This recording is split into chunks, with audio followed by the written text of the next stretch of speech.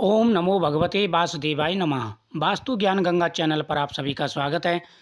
माघ मास की जया एकादशी का व्रत कब का रहने वाला है, पूजा का शुभ मुहूर्त क्या है, पारण किस प्रकार से करें और कौन से उपाय करें,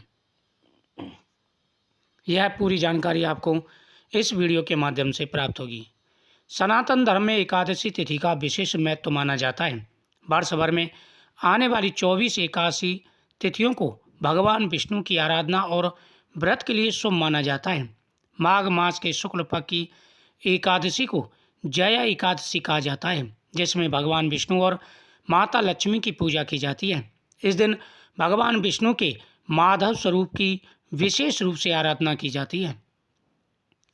धार्मिक मान्यताओं के अनुसार जया एकादशी का व्रत करने से व्यक्ति के समस्त पाप नष्ट होते हैं और पूर्वजों को मोक्ष की प्राप्ति होती है। जया एकादशी का व्रत माघ मास के शुक्ल पक्ष की एकादशी तिथि को रखा जाता है। वर्ष 2025 में यह तिथि 7 फरवरी की रात 9:26 से आरंभ होकर 8 फरवरी की रात 8:15 तक रही। उदय तिथि के आधार पर इस बार जया एकादशी का व्रत 8 फरवरी को रखा जाएगा, जबकि व्रत का पारण 9 फरवरी को सुबह किया जाएगा। इस दिन केवल फरार करना चाहिए और एक समय भोजन ग्रहण करना उचित माना जाता है। अनाज और नमक के सेवन से बचना चाहिए। चावल, लहसुन, प्याज, मूली, बैंगन और मसूर दाल जैसी तामसिक चीज़ों को बिल्कुल इस दिन नहीं खाना चाहिए। धार्मिक मान्यताओं के अनुसार एकादशी तिथि को दान करने से अत्यधिक पुण्य की प्राप्ति होती है।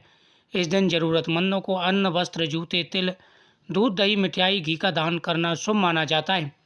मान्यता है कि जया एकादशी पर किया गया दान 100 यज्ञों के बराबर पुण्य प्राप्त कराता है और इससे भगवान विष्णु प्रसन्न रहते हैं। इस दिन व्रती को धरती पर ही शयन करना चाहिए। किसी की निंदा, ईर्ष्या, क्रोध और असत्य वचन से बचना चाहिए। पशु पक्षियों को तंग नहीं करना चाहिए। भगवान का ध्यान और भजन कीर्तन करना चाहिए। तुलसी के पौधे में जल अर्पित करें, क्योंकि तुलसी के पौधे में इस दिन आप स्पर्श ना करें और ना ही जल दें। सिर्फ दीपक जला सकते हैं, क्योंकि यह निषेध माना जाता है। इस दिन वह व्रत रखती है, तुलसी माता इस दिन व्रत रखती हैं। तो पूजा का जो मुहूर्त रहेगा वो सुबह से ही है। सुबह आप 7 और 9 के बीच में सुबह पूजा कर लें और उसके बाद में आप भगवान के सामने संकल्प करें। पूरे नियम के साथ में इस व्रत को करें।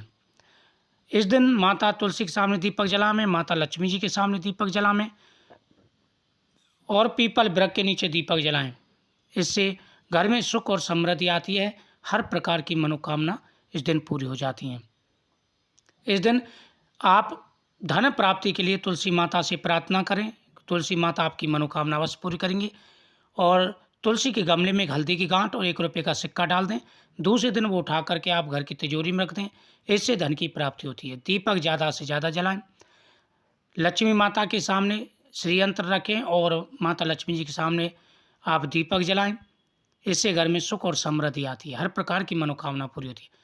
तो 8 तारीख का ये व्रत रखा जाएगा। इस दिन आप व्रत रखें पूरे नियम के साथ में। जिस प्रकार से आपको बताया, घर में सुख और शांति आएगी, समृद्धि आएगी, हर मनोकामना पूरी होगी। इस दिन भगवान कृष्ण को जो स्नान कराएं वह जल पूरे घर में छिड़कना चाहिए। इससे मनोकामना पूरी होती है। घर की जो अशांति है वो दूर होती है।